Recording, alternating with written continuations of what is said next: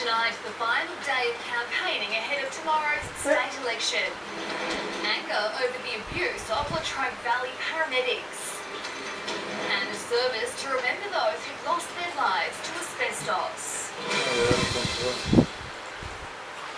Good evening, I'm Megan Franzo. Also tonight, the AFL dream becomes a reality for two Gippslanders. But first tonight, on-site crews are continuing to monitor a hotspot which was detected in the Loyang open cut mine. The CFA was alerted to the hotspot on the coal surface just before 6 this morning. A helicopter fitted with a forward-looking infrared camera was flown over the mine. The information it gathered enabled the incident controller and management team to implement a control strategy, which included wetting the area down. Environment Victoria says the incident highlights the urgent need for the next Victorian government to speed up mine rehabilitation. The battle lines have been drawn in Gippsland's 5 seats ahead of tomorrow's state election. Brooke Van Newton starts our coverage in Morwell. There was plenty of action in Morwell this morning as the community rallied in support of the town's ABC office. To keep ABC Morwell open and to keep ABC Morwell local. In the next street, candidates from the major parties went head-to-head on local radio.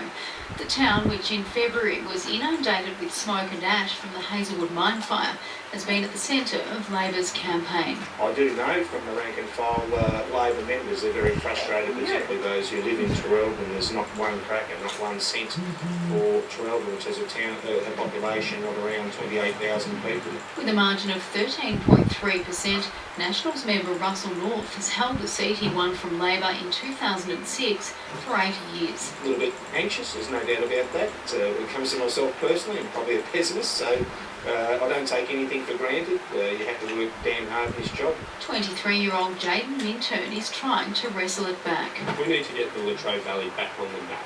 For too long we've been left behind and been second to other regional cities and Melbourne. He could have had the support of independent Tracie Lund, but she chose not to direct her preferences. Strong independent voices can have big impacts in Parliament, but also be very positive for their local communities because they're not tied to political agendas. Home to 4 brown coal power stations, Morwell is a tough seat for the Greens, but candidate Dan Caffrey says he's worked hard. This is true democracy. We can't be bought off like the big parties seem to be, and we guarantee we'll do what we say. On the eve of polling day, the contenders today made their final pitch to voters. A vote for Tracie Lund will give this community a strong advocate in Parliament. You get somebody who's very, very passionate about the region. I've lived here all my life.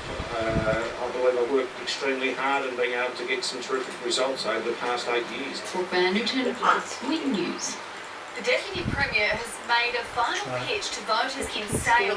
Peter Ryan today reaffirmed the Coalition's record in regional Victoria while slamming Labor's candidate, Gippsland South, who's yet to be cited in the electorate. The only glimpse of Lund for Sailor today was on the how to vote cards handed out by Labor Party volunteers. Not that most of the early voters seem to care. We can talk about them, but they can be where they want to be, pretty well dominated by the Nationals. Is that an excuse for the Labor candidate not to have shown their face? No, not really. They should be saying a bit more. It is disappointing, and when she's the personal assistant, I gather, to the State Secretary of the Australian Labor Party. So, needless to say, she's working in an office somewhere in the Docklands. I don't think they give a continental about the interest of Gippsland South. If any voters were undecided, Peter Ryan was doing his best to ensure the Nationals are numbered first on the ballot paper. I thought I just wanted to change.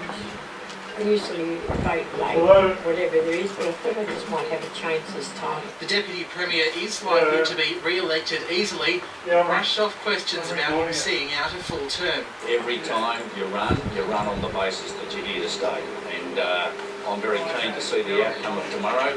I'm quietly confident that we'll succeed in it. This is unfinished business. Having overcome independent Craig Ingram at the last election, Tim Bull too is all but guaranteed another 4-year term in Gippsland East. Labor has been more active in the region's west, with candidate Kate Martin aiming to hold sitting member Gary Blackwood to account over health and education. While in Bass, the Liberals' Brian Painter inherits a healthy electoral margin as former Speaker Ken Smith retires after 26 years in Parliament.